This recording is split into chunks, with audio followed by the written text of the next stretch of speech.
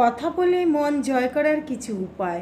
আপনার সঙ্গে যখন কেউ কথা বলছে তখন তার কথা মন দিয়ে শুনুন। কারো মনে জায়গা পাওয়ার সেরা উপায় হলো ভালো শ্রোতা হওয়া। চোখের দিকে তাকিয়ে কথা বলুন, এতে কথার গুরুত্ব বাড়ে।